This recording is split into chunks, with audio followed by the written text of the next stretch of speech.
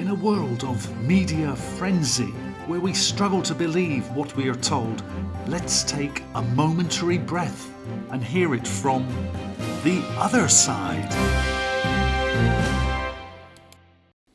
It's present day, April 2024. The conflict in Ukraine continues and there has been no significant movement on the front line for over 2 years. Though recently it is the Russians who are pressing forward. So where do we go from here? What are Putin's next steps? And what are Zelensky's? To delve into this question, we have with us today political commentator Radiny Volkov. How do you see this scenario playing out? There are a lot of factors here, with outside influence, principally from America, probably being the most significant. As long as Western countries continue to dabble in Ukraine's affairs, there is no foreseeable solution to the present conflict. When Western countries talk of winning, they are being unduly optimistic. Ukraine will never win. Ukraine has already lost. Look at the state of the country now.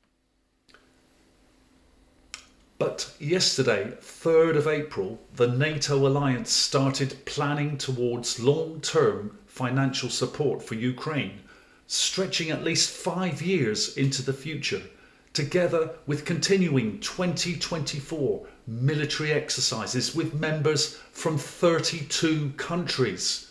How can Russia resist such phenomenal support? From here, I can imagine 3 possible outcomes, all of which end badly for Ukraine. The first one is that Western countries continue to play chess in Ukraine, inciting a continued standoff with Russia. They continue supplying vast sums of money and armaments to Ukraine. The response to that, which is already happening at pace, is that Russia will continue equipping its factories for war, develop ever more destructive weaponry, and become stronger and even more determined. So what next for Ukraine?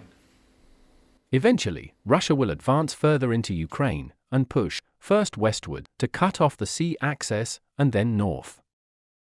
At some stage, as more and more land is taken from them, the Ukraine government will concede and sign a treaty of neutrality, which will be underwritten by those Western countries already involved. It also seems unlikely, at that point, that Russia will feel inclined to negotiate any hand back of land already taken during the conflict.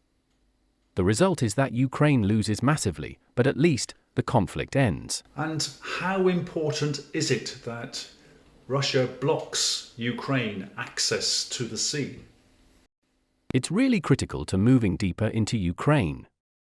It will immediately halt the use of sea drones, which have been disrupting the Russian Navy with considerable success. It will also cripple Ukraine's ability to trade grain with the rest of the world via the usual sea routes.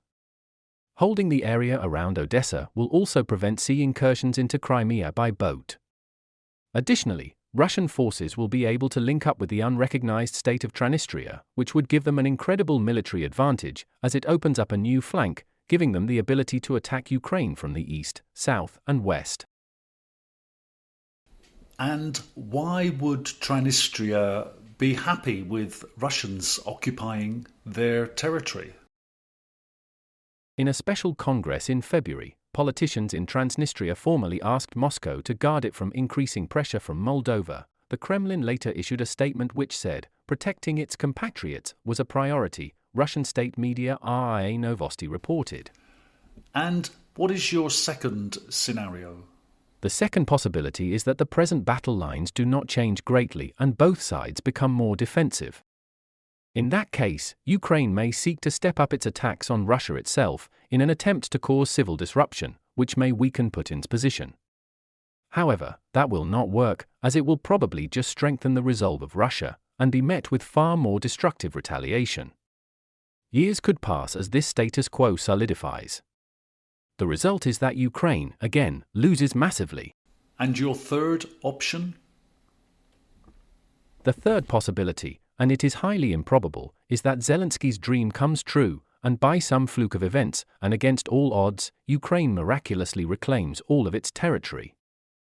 Do you imagine Russia would simply accept that outcome? An attempt to recover normal relations? At the very least, Ukraine could look forward to untold years of relentless bombardment across its border. Ukraine would never be able to sit on its laurels and recover normality. So, unfortunately, again, the result is that Ukraine loses massively. Radiny, thank you very much. And that's all from us today. Goodbye.